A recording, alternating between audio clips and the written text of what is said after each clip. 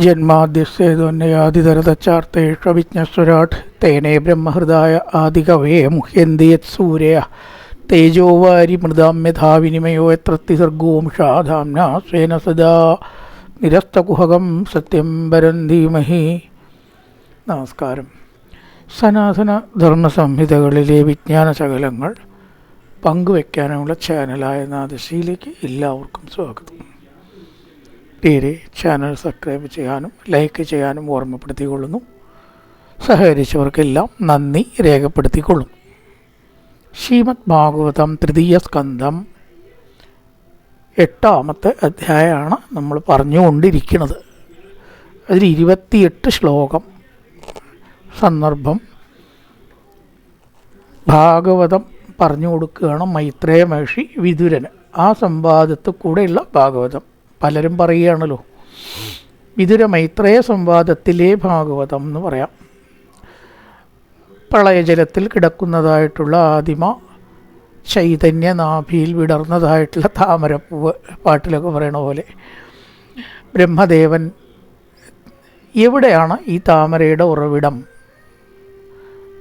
ആത്മീയവാദികൾ എപ്പോഴും ചോദിക്കേണ്ട ചോദ്യം നമ്മളെവിടുന്ന് വന്നു എന്ന് മാത്രം അത്രയും നമുക്കറിയാത്തത്. ബാക്കിയൊക്കെ അറിയാവുന്നതാണ്. നമ്മളെവിടുന്ന് വന്നു, എവിടേക്ക് പോണു, അതിൻ്റെ ഇടയിൽ എന്താണ് ചെയ്യേണ്ടത്? ഈ 3 കാര്യം എല്ലാവർക്കും അറിയണം. ആർക്കെങ്കിലും അറിയോ? എവിടുന്നോ വന്നു, എവിടെ നിന്ന് എത്തിയെന്നറിഞ്ഞില്ല, ഏതാണ് ലക്ഷ്യം എന്നറിഞ്ഞില്ല. അതിൻ്റെ ഇടയിലോ മാനവസുഖത്തിനെ തേടി ഇങ്ങനെ അലയും ചെയ്യും. ചുരുക്കം അറിയേണ്ട 3 കാര്യം നമുക്കറിയില്ല. അതാണ് ബ്രഹ്മദേവൻ തൻ്റെ ഉൽപ്പത്തിസ്ഥാന ഈശ്വരനാണ്, സംശയമില്ലല്ലോ. അതിനെ തേടി ഒരുപാട് തിരഞ്ഞ് തപസ് ചെയ്തപ്പോഴാണ് ഭഗവത് ദർശനം കിട്ടിയത്. ആ സ്വരൂപത്തെ വർണ്ണിക്കുന്നതാണ് ഇവിടെ സന്ദർഭം. ശംഖചക്രഗദാപത്മാദികളൊക്കെ ധരിച്ച് നീലമേഘശ്യാമള സ്വരൂപത്തോടുകൂടി ആദിശേഷൻ്റെ ആകുന്ന ശയ്യയിൽ കിടക്കുന്ന ഭഗവാനെ കണ്ടു. മനോഹരമായിട്ടുള്ള കുണ്ടലങ്ങൾ ധരിച്ച് വനമാല ധരിച്ച് ഏതൊരാൾ ഭഗവാനെ എങ്ങനെ കാണണം എന്ന് ആഗ്രഹിച്ചുവോ അങ്ങനത്തെ രൂപത്തിലുള്ള ദർശനവും അനുഭവം കൊടുക്കണ ഭഗവാനെ കണ്ടു. ഗീതയിൽ പറഞ്ഞിട്ട് ഏതൊരാളെ എന്നെ എങ്ങനെ കാണുന്നുവോ അങ്ങനെ ആയിരിക്കും അർജുന എന്നെക്കുറിച്ചുള്ള അവരുടെ അനുഭവം പറഞ്ഞിരിക്കണം. അങ്ങനെയുള്ള ആ സ്വരൂപത്തെ ഇങ്ങനെ വർണ്ണിച്ചു വരികയാണ്. പരാർത്ഥ കേയൂര മണിപ്രവേഗ പര്യസ്തദോർദണ്ഡ സഹസ്രശാഖം അവ്യക്തമൂലം ഭുവനാംഗ്രിപേന്ദ്രമഹീന്ദ്രഭോഗൈർ അതിവീതവത്സം. വിലമതിക്കാൻ കഴിയാത്ത തോൾവളകൾ അണിഞ്ഞ സങ്കല്പം, നമ്മുടെ സങ്കല്പമാണ്. മണിപ്രവേഗ ഉത്തമരത്നങ്ങളാൽ പര്യസ്ത വ്യാപിച്ചിരിക്കുന്ന ദോർദണ്ഡ കൈകളാകുന്ന സഹസ്രശാഖം അനേക ശാഖകളോടുകൂടി ഒരു വൃക്ഷമായിട്ട് ഉപമിക്കുകയാണ്. വൃക്ഷത്തിൽ കൊമ്പുണ്ടാവും, ഭഗവാനാകുന്ന ഇതിലത്തെയോ കൈകൾ ആകുന്ന ശാഖയോട് കൂടിയതും അവ്യക്ത മൂലം വ്യക്തമല്ലാതിരിക്കുന്ന മൂലത്തോടു കൂടിയത്. അനേകമൂർത്തിർ അവ്യക്ത ശതമൂർത്തി ശതാനന. അവ്യക്തമാണ്. ഭഗവാനെക്കുറിച്ചുള്ള ഒരറിവും പൂർണ്ണമോ വ്യക്തമോ അല്ല. അവ്യക്തമായിട്ടുള്ള അറിവേ ഉള്ളൂ. അത് വെച്ച് കളിക്കുക, അത്രയേ ഉള്ളൂ. അവ്യക്തമായ മൂലത്തോടു കൂടിയതും അഹീന്ദ്രഭോഗി സർപ്പശ്രേഷ്ഠൻ്റെ അവയവങ്ങളാൽ ചുറ്റപ്പെട്ട തോളോട് കൂടിയതും. തോളിൻ്റെ അവിടെയൊക്കെ ഈ ഈ സർപ്പത്തിൻ്റെ ഓരോ ശരീരഭാഗങ്ങളുണ്ട്. തലയ്ക്ക് മുകളിലാണ് പടം. അങ്ങനെ ഓരോ ഭാഗങ്ങളുണ്ടല്ലോ. ഭുവനാംഗ്രിപേന്ദ്രം ലോകരൂപമായ അംഗ്രിപേന്ദ്രം. അംഗ്രിപ വൃക്ഷം.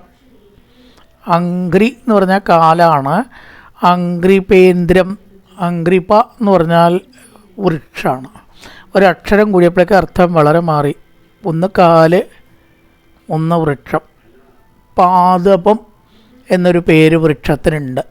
പാദത്തിൽ കൂടെ പാ കൂട്ടിയാൽ വൃക്ഷം എന്നുള്ള ന്യായപ്രകാരമാണ് ഇവിടെ അംഗ്രി പ്ലസ് പ അംഗ്രി പ അംഗ്രിപേന്ദ്രം.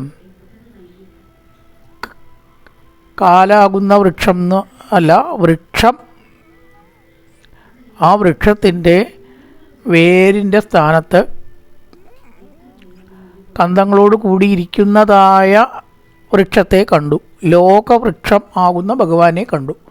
ഭഗവാനെ ലോകവൃക്ഷമായിട്ട് പ്രപഞ്ചവൃക്ഷമായിട്ട് സങ്കല്പിച്ചിരിക്കുകയാണ്. അതിലൊരു തെറ്റേ ഇല്ല. കാരണം ഗീതയിലുണ്ടല്ലോ, ഊർധമൂലം അതശാഖം അശ്വത്ഥം പ്രാഹുരവ്യയം. തല കീഴായ ഒരു അശ്വത്ഥ വൃക്ഷമാണ് ഭഗവാൻ. ഇലകളൊക്കെ വേദങ്ങളാണ്, മൂലപ്രകൃതിയൊക്കെ വേരാണെന്നൊക്കെ പറഞ്ഞ് ഗംഭീര ഒരു ആഖ്യാനാണ് 15-ാം അധ്യായം ഗീത. കുറച്ച് ശ്ലോകയിൽ വെച്ചാൽ വളരെ പ്രധാന അധ്യായമാണെന്ന് പറയാം 15-ാം അധ്യായം. ഗീതയിലത്തെ ഏറ്റവും പ്രധാന അധ്യായം ഏതാ ചോദിച്ചാൽ 15-ാം അധ്യായം എന്ന് പറയുന്ന ആൾക്കാരുണ്ട്. എല്ലാം പ്രാധാന്യമുള്ളത് തന്നെയാണ്. എങ്കിലും അതിൽ എല്ലാ വേദാന്ത തത്വങ്ങളും അടങ്ങിയിട്ട് പോട്ടെ. ഇവിടെ പരാധ്യ ഏഷത്തെ വർണ്ണിച്ചിരിക്കുകയാണ്. ഭഗവാനാകുന്ന സംസാര വൃക്ഷത്തിൻ്റെ അതിവീത വത്സം ചുറ്റപ്പെട്ടിരിക്കുന്ന സ്കന്ധങ്ങളായിരിക്കുന്ന ഭുവനാംഗ്രിവേന്ദ്രം, ആ വൃക്ഷത്തെ ബ്രഹ്മദേവൻ കണ്ടു. തോളിൻ്റെ അടുത്ത് കൂടെയൊക്കെ പാമ്പിൻ്റെ ഓരോ അവയവമല്ല, ഓരോ ഭാഗങ്ങൾ എന്നേ പറയാൻ മേയ്ക്കും. പാമ്പൊക്കെ ഒരേപോലെ തന്നെയല്ലേ വരിക. ഉണ്ട്. അവ്യക്തമായിരിക്കുന്ന പ്രപഞ്ചവൃക്ഷത്തിൻ്റെ സ്കന്ധമാണ് കാലുകൾ. വ്യക്തമല്ലാത്ത മൂലത്തോടു കൂടിയ അവയവങ്ങളാൽ ഭുവനാംഗ്രിപേന്ദ്രം വൃക്ഷത്തെ കണ്ടു.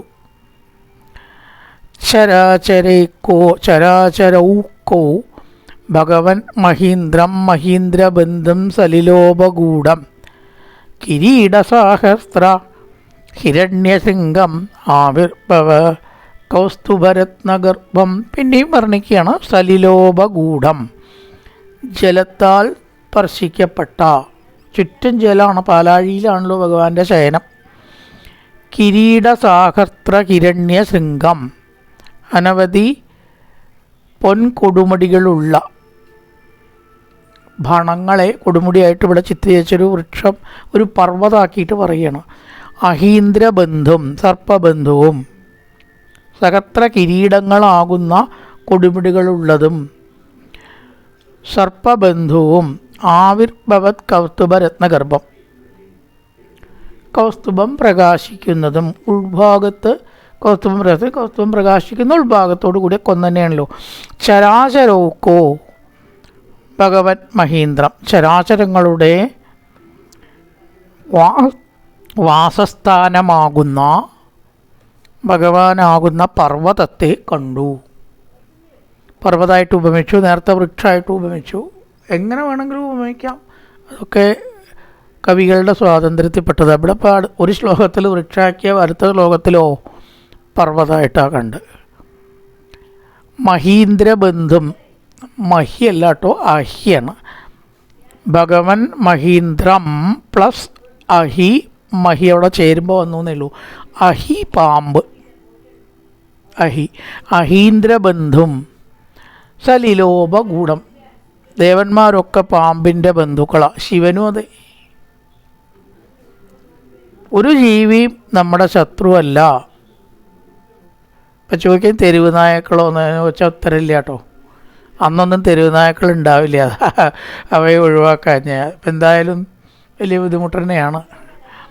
എന്തായാലും സാധാരണ നിലയ്ക്ക് നമ്മുടെ മനസ്സിലത്തെ ഭാവമാണ് ജീവികൾക്ക് നമ്മോടും ഉണ്ടാവുന്നത്. ഇണക്കി ഭക്ഷണം കൊടുത്താൽ ജീവികൾ നമ്മളെ സ്നേഹിക്കണില്ലേ? അതേ ജീവി തന്നെയാണ് നമ്മുടെ ശത്രുവാണത്. അപ്പോൾ നമ്മുടെ മനസ്സിൻ്റെ തരംഗങ്ങളൊക്കെ അതിനെ തിരിച്ചറിയാൻ അവയ്ക്ക് കഴിവുണ്ട്. അഹീന്ദ്രബന്ധും പാമ്പിൻ്റെ ബന്ധു ആവും, നമ്മുടെ ബന്ധു പാമ്പും ആവും, പാമ്പിൻ്റെ ബന്ധു നമ്മളും ആവും എന്നാണ് ജീവശാസ്ത്രജ്ഞന്മാർ പറയണത്. എല്ലാ ജീവികൾക്കും അത് ഒരു ബയോളജിക്കൽ നിയമമാണ്. ആത്മീയമൊന്നുമല്ല അത്, ആത്മീയേ അല്ല.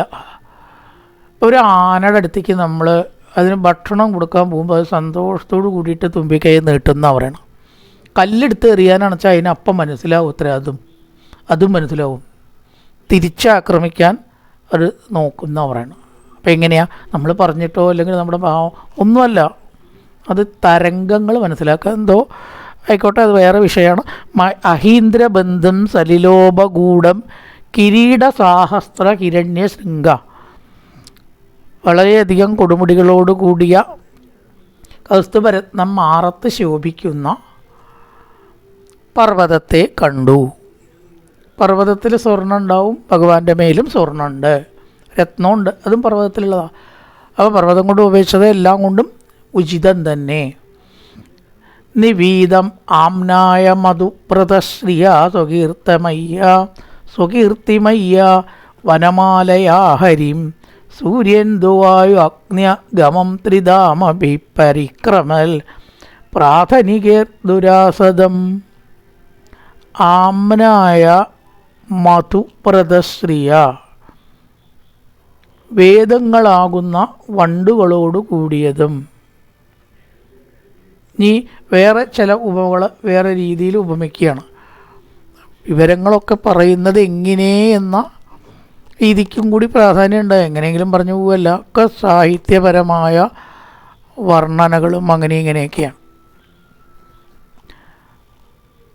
നിവീതമാംനായ മധുപ്രദശ്രിയ,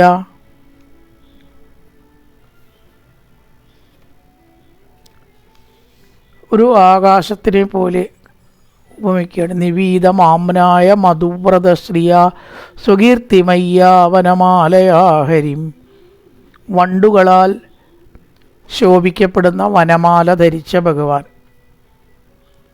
അതിലത്തെ പുഷ്പങ്ങളുടെ ഗന്ധം കേട്ടിട്ടൊക്കെ വണ്ടുകൾ വന്നിട്ടുണ്ട്. ആംനായ മധുപ്രദശ്രിയ,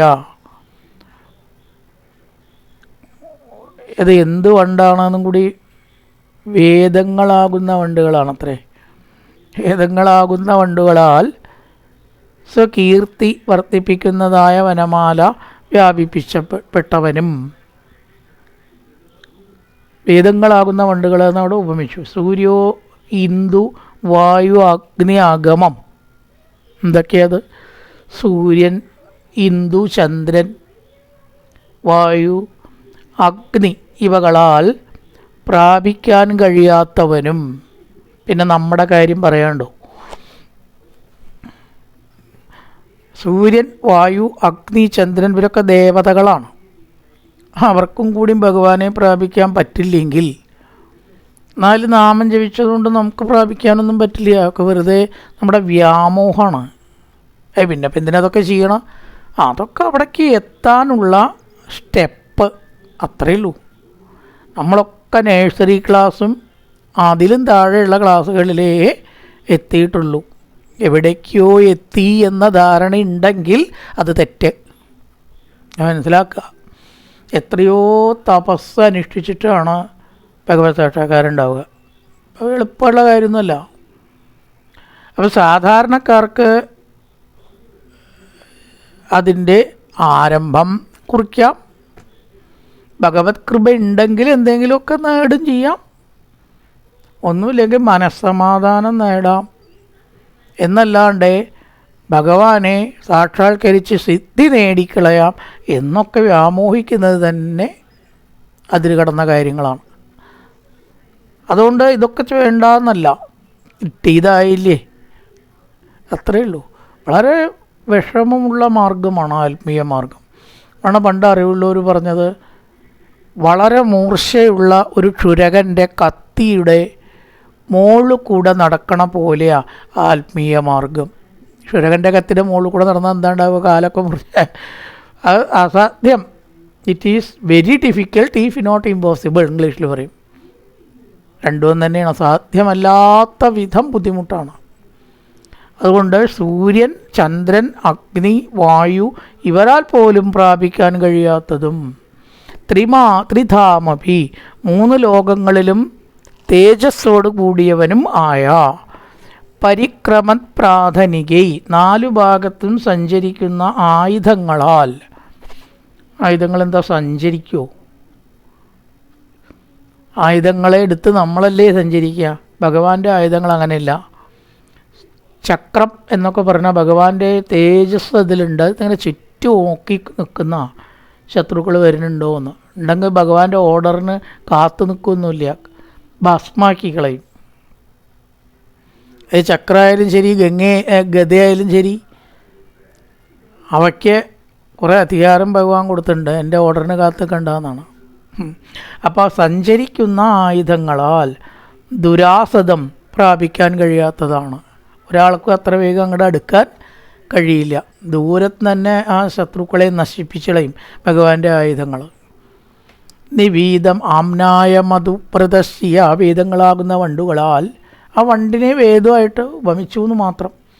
നിറഞ്ഞ ആ വനമാലയോട് കൂടിയവനും സ്വകീർത്തിമയ്യ വനമാലയാഹരി.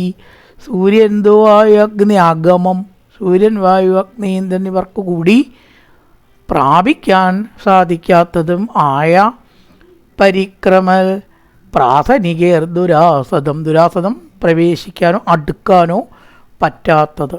അങ്ങനത്തെ ഭഗവാനെ ബ്രഹ്മാവ് കണ്ടു. തർഹേവ തന്നാഭിസരോജ നാഭിസരസരോജ ആത്മാനം അംബശ്വസനം വിയച്ഛ ദദർശ ദേവോ ജഗതോ വിധാത നാദപരം ലോകവിസർഗദൃഷ്ടി. തർഹി ഏവ, അപ്പോൾ തന്നെ, തം നാഭിസരോജം, വളരെ ചെറിയ അക്ഷരമാണ് ആ പ്രിൻ്റ്, അതുകൊണ്ട് അങ്ങോട്ടും കൂടെ ഒക്കെ കാണാൻ ബുദ്ധിമുട്ട് വരികയാണ്. വലിയ പ്രിൻ്റല്ല പഴയ വ്യാഖ്യാനങ്ങളൊക്കെ.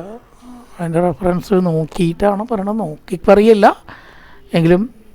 തന്നാഭിസരോജം, അവൻ്റെ നാഭിയാകുന്ന തടാകത്തിലെ താമരയെയും ആത്മാനം തന്നെയും അംബ ജലത്തെയും ശ്വസനം ച വായുവിനെയും വിയച്ച ആകാശത്തെയും ദദർശ കണ്ടു.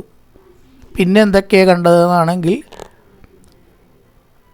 താമര, ഭഗവാന്റെ നാഭിയിൽ നിന്ന് പുറപ്പെട്ടതായിട്ടുള്ള മനോഹരമായ താമര, 1000 ഇതളുള്ള താമര. എത്രയത് സാധാരണ താമരയല്ല.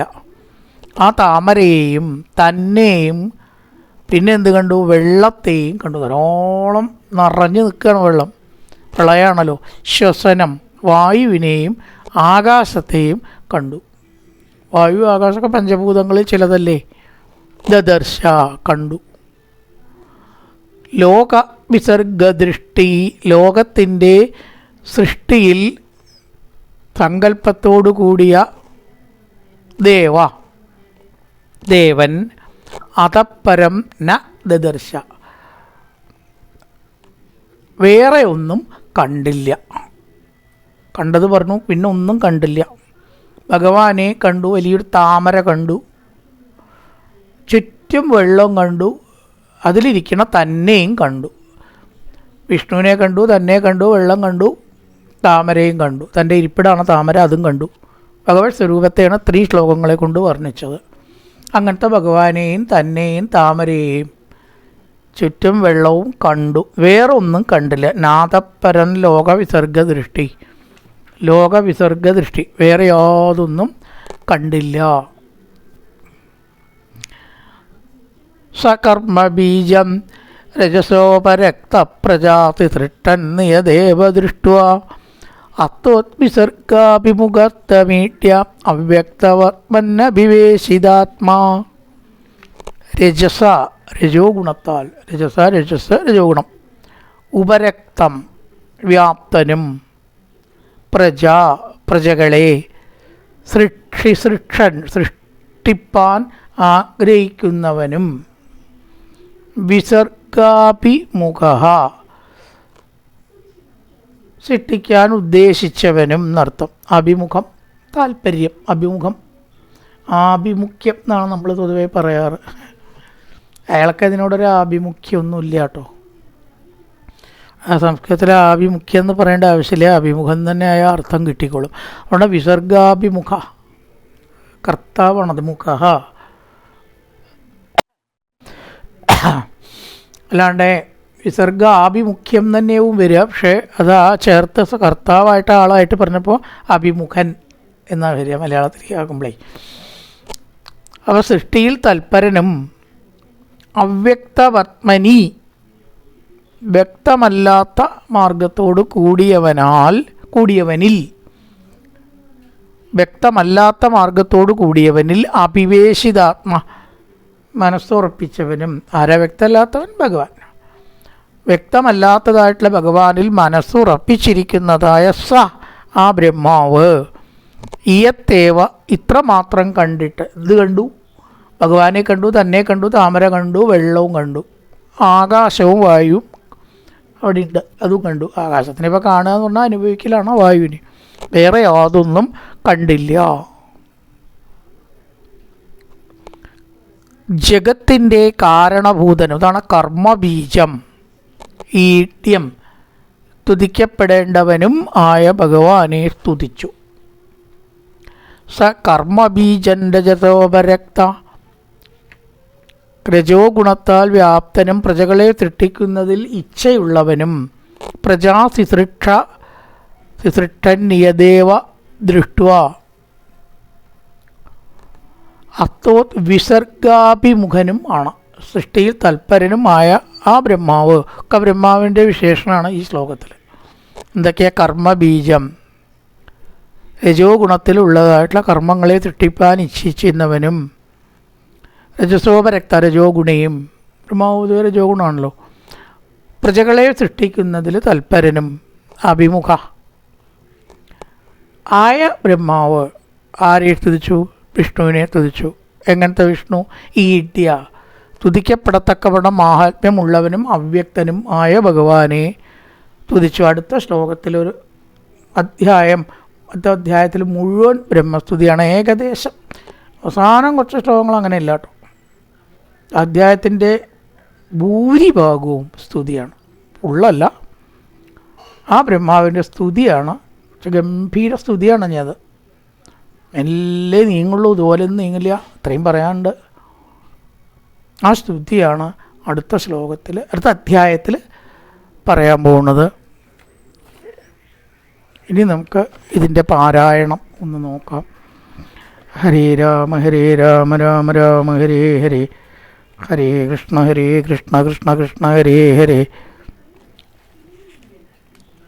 അതാ അഷ്ടമോധ്യായ. മൈത്രേയ ഉവാച സത്സേവനീയോ ബദഭൂരുവംശോ യല്ലോകപാലോ ഭഗവത് പ്രധാന ബഭൂവിദേഹാജിതകീർത്തിമാലാം പദേ പദേ നൂതനയസ്യ ഭീഷ്ണം. വീണ്ടും വീണ്ടും പുതിയതാകുന്ന ഭഗവാന്റെ കഥ പറഞ്ഞാലും സോകം നൃണാണ്ടുല്ലതുകായ ദുഃഖം മകദ്ഗദാനാം നിരമായ തസ്യ പ്രവർത്തയേ ഭാഗവതം പുരാണം യഥാകഥാക്ഷാൽ ഭഗവാനുഷിപ്യ.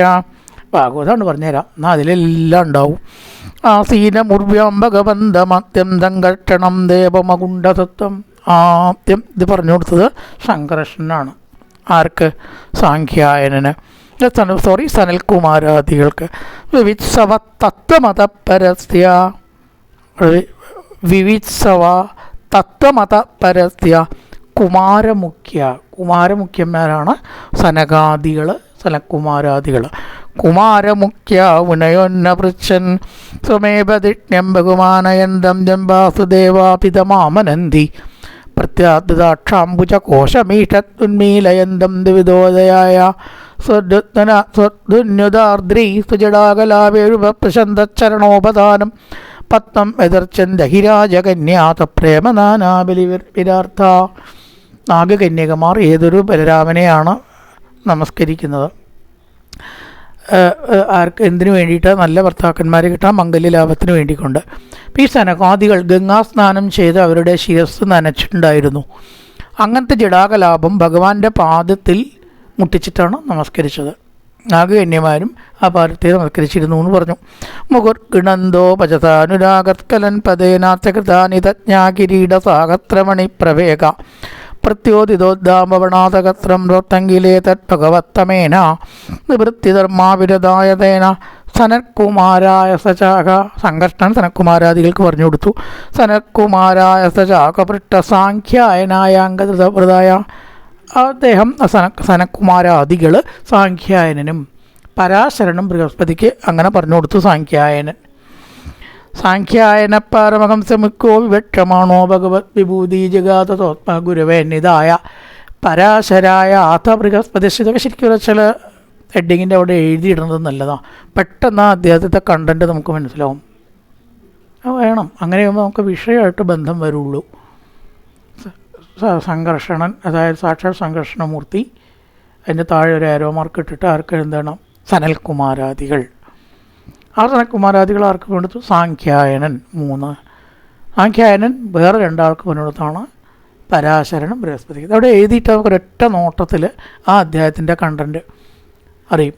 പ്രോവാചമക്യംസ ദയാലുരുക്തോ മുനിപ്പുലത്തേന പുരാണമാദ്യം സോകം തപേത കഥയാമിവസാലവേ നിത്യമനുവൃതായ. പ്രളയത്തെ വർണ്ണിക്കുന്നു. ആദ്യം ഉണ്ടായത് പ്രളയം. ഉദാപ്ലുതം വിശ്വമിതം തഥാ തീയന്നിത്രയാമീലിതമീളയൽ അഹീൻ്റെ തൽപ്പേതിശയാനേകൃദക്ഷണ സ്വാത്മരഥോ നിരീഹ. ഒരാഗ്രഹവും ഇല്ലാതെ അനന്തശായിയായിട്ടുള്ള ഭഗവാൻ, ബാക്കിയൊക്കെ വെള്ളത്തോട് വെള്ളം. സ്വന്തം ശരീരർപ്പിതഭൂതൂഷ്മകാലാത്മികാഞ്ചക്തിമുദീരയാണ് വാസതത്വന്തരളേ പദേ സ്വേ യഥാനലോദാരിണിരുത്ത വീരാചതുഗാണഞ്ചതകത്രമസൂതബന്ധോയോ ധീരിതയാ സശക്തിയാ സാരിത കർമ്മതന്ത്രോ ലോകാനപീതശേഷദേഹേ തസ്യാത്തൂഷ്മാഭിനിവിട്ടദൃഷ്ടേരന്തർഗതോർത്തോരസാദനീയാൻ ഗുണേനു കാലാനുഗതേന വിദ്യ പൂഷൻ തഥാ വിദ്യത നാഭിദേശാൽ. നാഭിന്ന് താമരണ്ടായതിനെ വർണ്ണിക്കുന്നു. സപത്മകോശസ്തകസോദതിഷ്ടകാലേന കർമ്മപ്രതിബോധനേന ആസുരോജിഷ തൽസലിലം വിശാലം വിദ്യോതയന്നർക്കൈവാത്മയോനീ തല്ലോകപത്മം സകു ഏവ വിഷ്ണു പ്രാപിവിശ സർവഗുണാപപാതം തത്മേ സ്വയം ദേഹമയോ വിധാത സ്വയംഭുവം ഇയം സ്മ വദന്തി സോപോൾ. ബ്രഹ്മാവിനെ ആ താമരയിൽ ബ്രഹ്മാവായിട്ട് താൻ സ്വയം ഇങ്ങനെ കാണുകയാണ്. വേറൊന്നുമില്ല, ബ്രഹ്മാവുണ്ട്. താൻ തന്നെ തന്നെ നോക്കി കാണുന്നത് എങ്ങനെ ഇപ്പം താൻ ഈ താമരയിൽ വന്നത്, ഇതിൻ്റെ ഉറവിടം എവിടെയാണ്? തസ്യാന്തജ അംബോരുഹകർണികായ അവസ്ഥിതോ ലോകമപശ്യമാന, ലോകത്തെ കണ്ടില്ല. പരിക്രമൻ വ്യോമിനി വിവൃത്ത നേത്ര ചത്വാരി ലേഭ അനുദിശം മുഖാനി, 4 മുഖം ഉണ്ടായി. 4 പുറത്തേക്ക് നോക്കി. തത്നാജുഗാന്തസനാപകൂർണം ജലോർമി ചക്രസരിലാത് വിരൂഢം ഉപാസ്ഥിതക്കഞ്ചമലോകനാഥം നാത്മാനമിതാദിദേവ കയേഷസോസാവഹമബ്ജപൃഷ്ടായേകത്തുതോ ഏതത്കുതോ വാബ്ജമനന്യദാപ്സു അത്തിക്കതത്താദയ കിഞ്ചനേതത്തതിഷ്ഠിതം എന്ന സദാനുഭാവ്യം സൈത്തമുദ്ദീക്ഷ്യതബ്ജനാളനാഡീഭിരന്തർജലമാവിവേശ നർവാഗതത്തക്കരനാളനാളനാബിംബിജുന്നന്തവിന്ദദാജാം. താമരയുടെ നാളത്തിൻ്റെ ഉള്ളിൽ കൂടെ സഞ്ചരിച്ചു. തമസ്യപാരേ വിതുരാത്മസർഗം വിജിന്നതോ ഭോസു മഹാത്രിണേഭി കാലം. കാലം കഴിഞ്ഞിരിക്കുന്നു, പുതിയ സൃഷ്ടി തുടങ്ങാറായി എന്ന് ബ്രഹ്മദേവൻ മനസ്സിലാക്കി. യോ ദേഹബാജാം ഭയമീരയാണ്, എല്ലാവർക്കും ഭയം ഉണ്ടാക്കണ കാലം. 65 കഴിഞ്ഞു, പോവാറായോ ആണ്. എന്ത് കാലം? ത്രിണേമി, ഭയം ഉണ്ടാക്കണു. തതോ നിവൃത്തോ പ്രതിലബ്ധകാമസ്തുദിഷ്ടമാതാദ്യ പുനസ്തദേവ ശനേജിതശ്വാസ നിവൃത്ത ചിത്തോ നചീരതാരൂഢ സമാധിയോഗ. സമാധിയിൽ ഭഗവാനെ കാണാൻ നോക്കി. കാലേന സോജപുരുഷായുഷാ പ്രവൃത്തയോഗേന വിരൂഢബോധസ്വയം ദന്തർഗദേവപാദമപശ്യത പൂർവം. ഞാൻ കണ്ട ഭഗവാന്റെ സ്വരൂപത്തെയാണ് കുറേ ശ്ലോകത്തിൽ നേരത്തെ നമ്മൾ പറഞ്ഞതിനെ വർണ്ണിക്കുന്നു. എടുത്തെടുത്ത് പറയുന്നില്ല. മൃണാള ഗൗരായത ശേഷഭോഗ പര്യങ്കേക പുരുഷൻ ശയാനം, കിടക്കുന്ന വിഷ്ണു. പണാതപത്രായുധ മൂർധരത്നയുഗാന്തതോയേ പ്രേട്ടാണ്ട്യബന്ധം ഹരിതോപലാർദ്രേ മധ്യാംപ്രനീവേ രു 3 രുണ്ട്. സന്ധ്യാപ്രനീവേ രുക്മ മൂർത്തന, രുക്മാണ് അവസാനത്തെ രുക്മ. ആ രുക്മയോട് ചേർന്ന സന്ധ്യാപ്രനീവേ രുക്മ മൂർത്തന രത്നോദാരൗഷധി സൗമനത്യവനത്തജോ വേണുഭുജാംഗ്രി വാംഗ്രേ ആയാമതോ വിസ്തരതസ്വമാനദേഹേ ദേഹേന ലോകത്രയ സംഗ്രഹേണ വിചിത്ര ദിവ്യാഭരണാം ചുഗാനാം കൃതശ്രിയാവാസ്ഥിത വേഷ ദേഹം പുംസംസകാമായ വിഭിക്തമാർക്കേരപച്ചതാങ്കാമദുഹാംഗ്രി പത്മം പ്രദർശയന്തം കൃപയാ നഗേന്ദുർ മയൂഖ ഭിന്നാങ്കുലിചാരുപത്രം. നഖേന്ദു, നഖത്തിലത്തെ ചന്ദ്രപ്രകാശം. ആ പ്രകാശമുള്ള കാലമാണ്, നമ്മുടെ കാലം പോലെ അല്ലല്ലോ. അപ്പോൾ ചന്ദ്രനെ പോലെ പ്രകാശം പൊഴിക്കുന്ന നഖത്തോട് കൂടിയിട്ടുള്ള ഭഗവാനെയാണ് കണ്ടത്. എല്ലാവരുടെ ദുഃഖവും തീർക്കുന്ന ഭഗവാന്റെ മുഖം എന്നാണ് മനസ്സിൽ വെച്ച സർവ്വ ദുഃഖവും ഇല്ലാണ്ട്. മുഖേന ലോക ആർത്തിഹരസ്മിതേന പര്യത്പുരക്കുണ്ടലമണ്ഡിതേന ശോണായുധേന ആദരബിംബഭാസ ചുകന്ന ചുണ്ട് പ്രത്യർഹയന്തം സുനസേന കദംബ കിഞ്ചൽ കപിശങ്കഭാസ മഞ്ഞപ്പെട്ട് സ്വലംകൃതം മേഖലയാ നിദംബേ അറിഞ്ഞാണ് ഹാരേണ ചാനന്ദതനേന വത്സ ശ്രീവത്സവക്ഷത്തലവല്ലഭേന ശ്രീവത്സം പരാർത്ഥകൈപുരമണിപ്രവേഗപരിർത്ഥതോർദണ്ഡതകർത്തശാഖം അവ്യക്തമൂലം ഭുവനാംഗിരിവേന്ദ്ര മഹീന്ദ്ര ഭോഗേ അതിവീതവശ മഹീന്ദ്രൻ അനന്തൻ ചരാചരോക്കോ ഭഗവാൻ മഹീന്ദ്രം മഹീന്ദ്രബന്ധം ത്രിലോപഗൂഢങ്കിരീടസാഗത്ര ഹിരണ്യശൃംഗം നാഭിർഭവൽകൗത്തുഭരത്നഗർഭം നിവീതമാംനായ മധുപദസ്യ വനമാലേ വണ്ടുകൾ വരുന്നു എന്ന് പറഞ്ഞു. വേദങ്ങളാകുന്ന വണ്ട്. സ്വകീർത്തിമയ്യ വനമാലയ ആഹരിൻ സൂര്യേന്ദുവായ അഗ്നി അഗമം ഭൃക്കുന്നും അടുത്തുകൂടാത്ത, സൂര്യേന്ദുവായ അഗ്നി അഗമം കടക്കാൻ അടുത്ത് വരാൻ പറ്റാത്തത്. തിമാപവിപ്പര പരിക്രമൽ പ്രാഥനികേത്തുരാതം ദർഗേപ തന്നാഭിതരസരോജം ആത്മാനമംബസ്വതനംബിയച്ചാരുദർശദേവോ ജഗതോ വിധാത നാഥപരം ലോകവിസർഗ സൃഷ്ടിക്കാൻ ഇച്ഛിക്കുന്ന ആ ബ്രഹ്മാവ് വേറൊന്നും കണ്ടില്ല. ഭഗവാനെ കണ്ടു, താമര കണ്ടു, തന്നെ കണ്ടു, പ്രളയവും കണ്ടു, മറ്റൊന്നും കണ്ടില്ല.